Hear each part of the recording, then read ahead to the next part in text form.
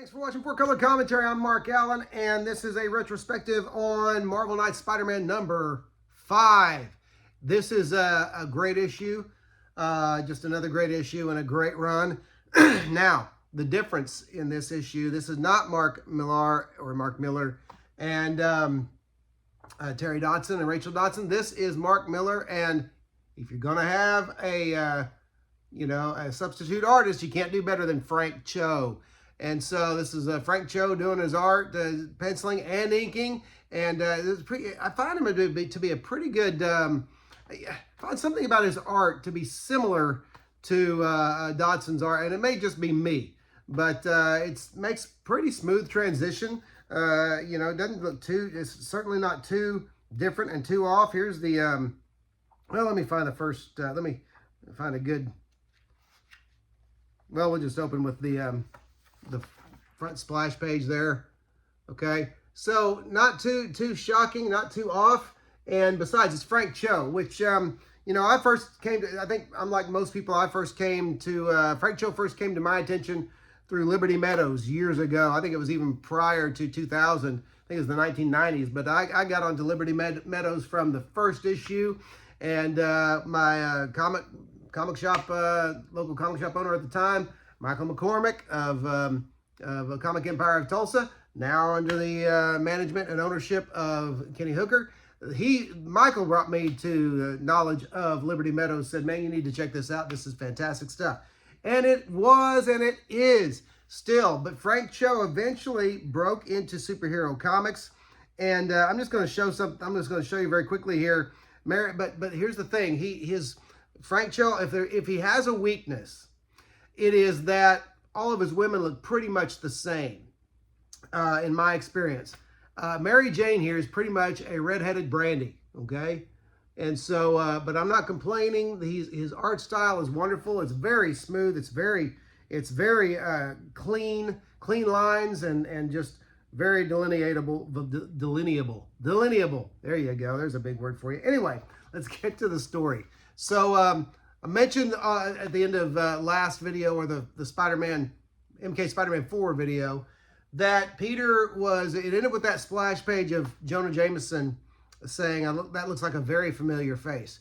Something happened from issues 4 and 5, because we thought at that moment, for sure Peter Parker was discovered. His identity as Spider-Man was cracked.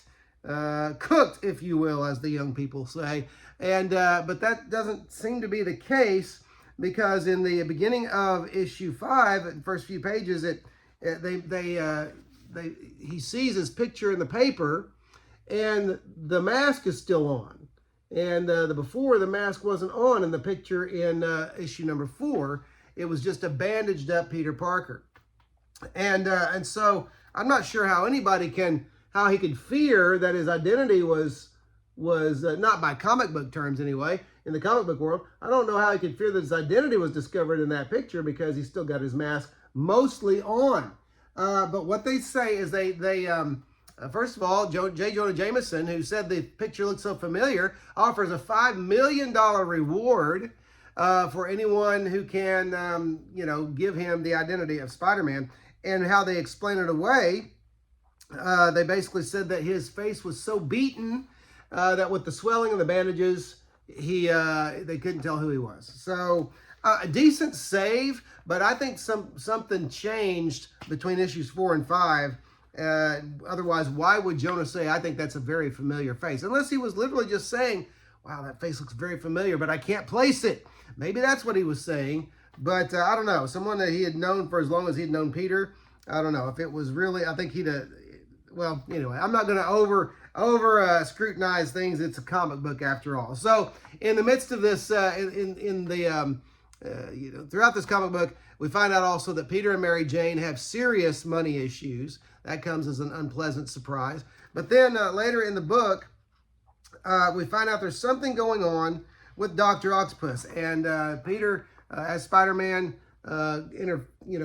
intervenes in pretty much a mindless rampage. Okay, Octopus goes all Hulk on us. Dr. Ock goes all Hulk, and he's just wrecking the city, not saying anything, he's just acting.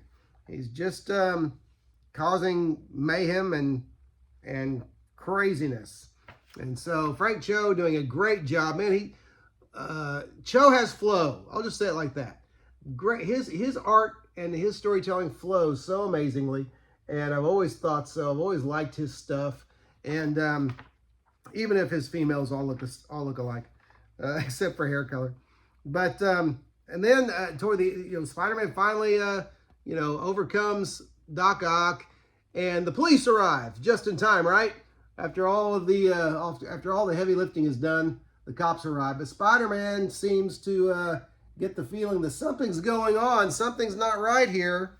Well, the police have decided that Jonah Jameson's reward is just too tempting, and this ends on a great cliffhanger with cops trying to unmask Spider-Man.